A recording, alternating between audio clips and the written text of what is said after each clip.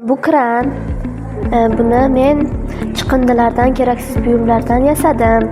Bu qurilishda og'ir yuklarni boshqa yerga olish uchun ishlatiladi. Bu yoqilg'isiz suyuqlik bosimida ishlatiladi. Bu pul soluvchi quticha.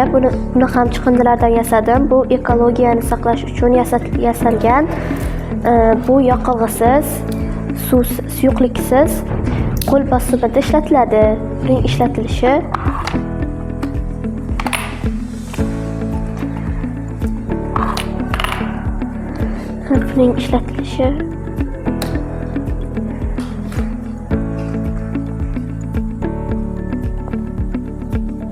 shu holda ishlatiladi. Ko'tarma kran ekan bu.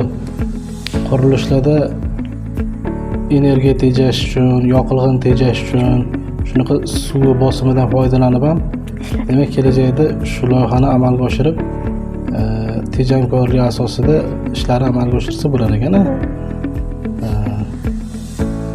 Rahmat sizga.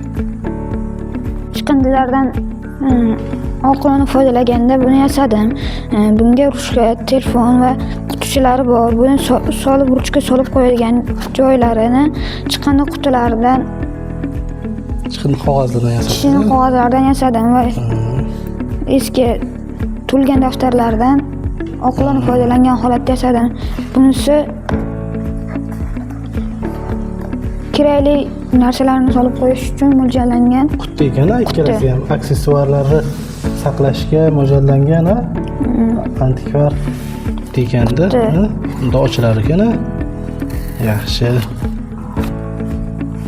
Qog'oz ishlatilgan bunga faqat? Rahmat. Bunisi ham qutimi? Bunisi quti. Rahmat. Bu O'zbekistonda ko'p odamlar xo'jaliklarga kerak bo'ladi.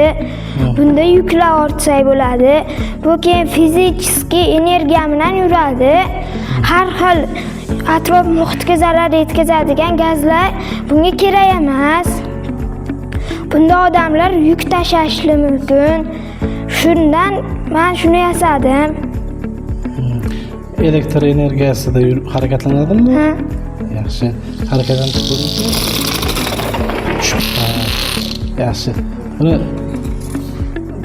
endi to'xtatishi ham, boshqarishi ham bir o'ylab ko'rishingiz kerak ekan.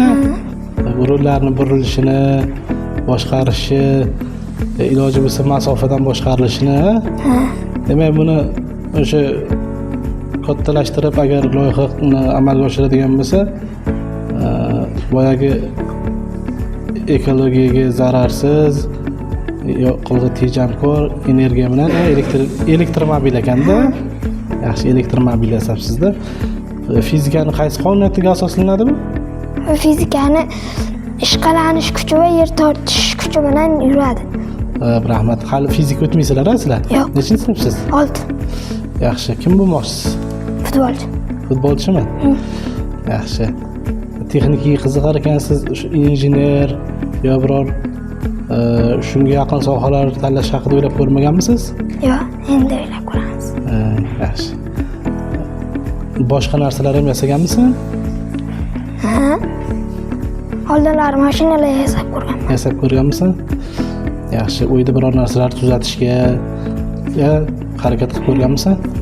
Radio, shunga o'xshagan texnikalar. Radiolarni ko'rmaganman. Shu agar sen shuni texnikaga qiziqadigan bo'lsang, iloji bo'lsa, kelajakda kasbingni ham shunga qarab tanlashga harakat qiling, xo'pmi? Robot texnika, hozirgi zamonaviy kasblardan, shunga yaqin bo'lgan sohalardan, o'sha sohaning mutaxassislari ham bugungi kunda jamiyatda, davlatda ehtiyoji ko'p bo'lgan mutaxassis hisoblanadi. Rahmat sizga. Bu chiqindilarni kamaytirish yo'lini topish oson emas, lekin men shuni yasadim. Yosh ballarga misol vaqtini ozgina vaqtdan foydalanish, keyin pulni tejab ishlatish, har hadeb sarflamaslikni. Masalan, pulni nima qilib tejaydi bu? Bu Shuni o'rniga bir sotib olish o'rniga qo'lda yasash mumkin, to'g'rimi? Boshqa o'yinchoq pulga sotib olmasdan turib, uydagi bor imkoniyatdan foydalanib turib, ham yasagansiz, ham ijodkorlikni oshiradi. Bu qani o'ynab ko'rsak bo'ladimi? Galma-galdan qiladimi? Yoki otaveradimi? oturadi. Otaveradi, otavering bo'lmasa. Buni otishga sal qulayroq qilish kerak ekanda. Qani. Ikkalasini men birinchi o'tkazib bo'lsam, men yutamanmi?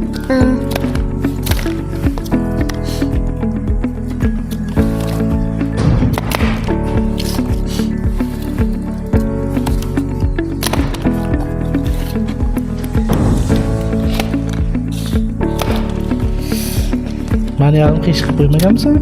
Yo'q.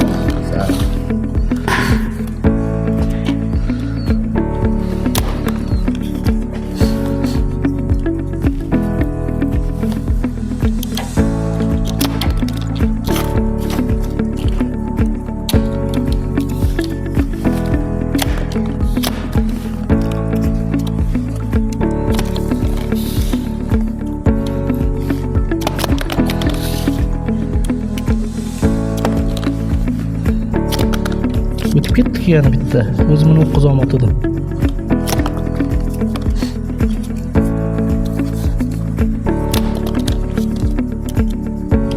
Buni sal qulaylashtirish kerak ekanda o'tadigan joyini, mana o'qqa turadigan joyini. Biror narsa. Ya rezinkasi yaxshi ekan.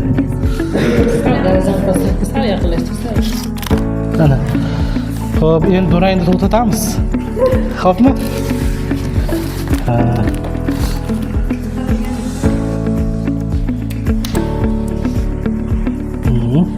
Men bu qurilmani chiqindilardan unumli foydalanib yasadim. Bu chiqindilarni yo'q qilish uchun bir hissa bu qurilma tangani o'ziga yig'adi, pul yig'adigan qurilma. Bu tarafini o'ziga oladi, orqa taraf bilan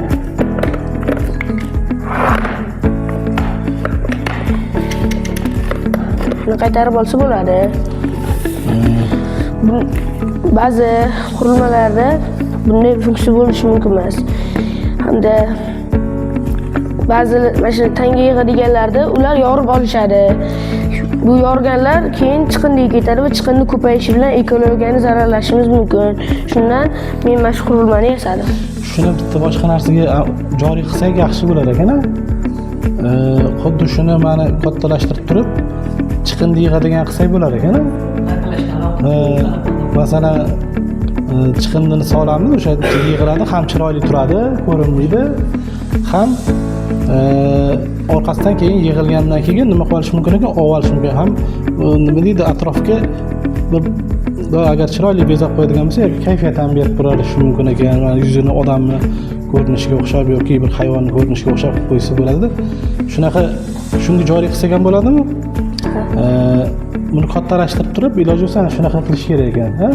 Ustidan bossin da yutib olar ekan chiqindini-da, keyin yig'ilgandan keyin orqasidan kerakli joyga tashlab yuborish mumkin ekan. Hozir chiqindisiz iloji boricha o'sha ishlab chiqarishni ham chiqindisiz qilishga harakat qilyapti-ku. Chiqindini saralashga harakat qilyapti. Bizda ham qog'oz alohida, plastmassani alohida, boshqa narsalari alohida hozir yig'ish talab qilyapti. Mana shu narsaga joriy qilsa bo'lar ekan maktabda, shuni kattalashtirib, mana qanaqadir materialdan buni mexanizmini bilsangiz, agar kattaroq narsaga buni qilish mumkin bo'lsa, iloji bo'lsa sinfga qilinglar bitta shunaqa narsa. Hopmi, nechinchi sinfsiz? 5. 5. Sinf rahbarisiz kimmi? Muqaddasman. Sinfinglarga bitta qilinglar, katta qilib yasanglar, da chiqindi tashiydigan qilinglar o'shani. Hopmi?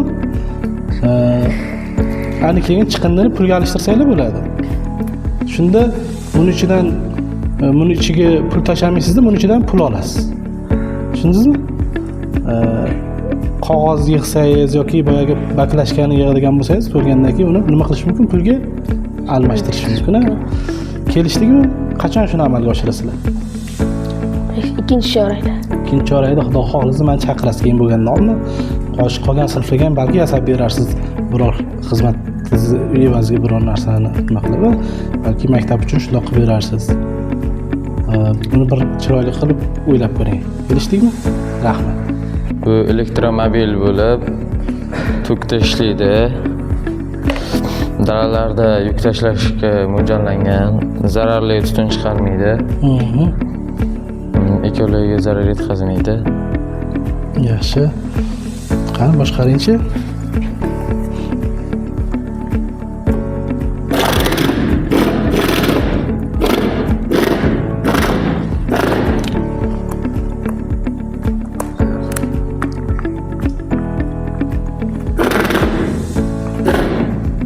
Chirog'i ham bor. Oldiga yurg'izingchi.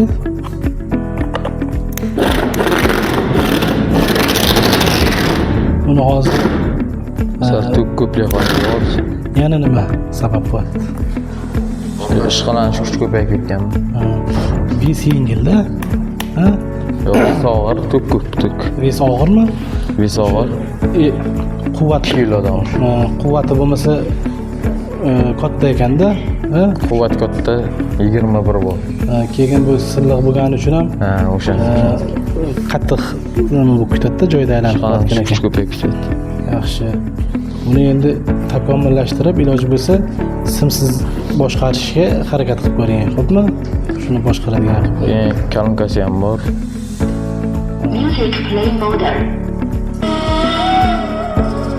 Qo'shiqlar ham eshitsa bo'lar ekan. Yaxshi, o'zingiz yasaganmisiz buni? Barakalla. Kim bo'lmoqchisiz? Endi shu narsa tutadigan. Robot texnikalarni o'sha dasturlash, robot texnika, fotoimpi bular kasbi haqida ko'proq ma'lumot berish kerak-da, Islom aka. Bular o'zini iqtidori nimaga borligini hali o'zi ham yaxshi anglamaydi-da, chunki zamonaviy kasblar haqida tasavvur yetarli emas. Shuning uchun agar kerakli tushunchani beradigan bo'lsak, qiziqish paydo bo'ladigan bo'lsa, izlanadigan bo'lsa, Bahodirga o'xshab shu yo'ldan ketar. Ertaga nechinchi sinfsiz? 8. Informatikaga qiziqasizmi? Ha, Kompyuterga? Matematikadan o'qish qanaqa? yaxshi. Yaxshi. Kim kiradi matematikada? Rayhonamiz. Yaxshi. Matematikani, informatikani, tilni yaxshi o'rgansangiz, yaxshi mutaxassis bo'lsangiz, bu jamiyatga ko'p foydangiz tegadi-da. Ham o'zingizning turmushingiz ham yaxshi bo'ladi, ham odamlarni sharoitini yaxshi qilishga harakat qilamiz. Hamma shu kashfiyotlarimizning asosida nima yotadi? Harakatlarimiz asosida, ixtirolarimiz asosida, ha? Fizika qonuniyatlari maqsadimiz nima bo'ladi? Maqsad Jamiyatga foyda keltirish. odamlarni osonini yengil, og'irini yengil qilish, qiyinini oson qilish, jamiyatga naf keltirish yotadi, to'g'rimi?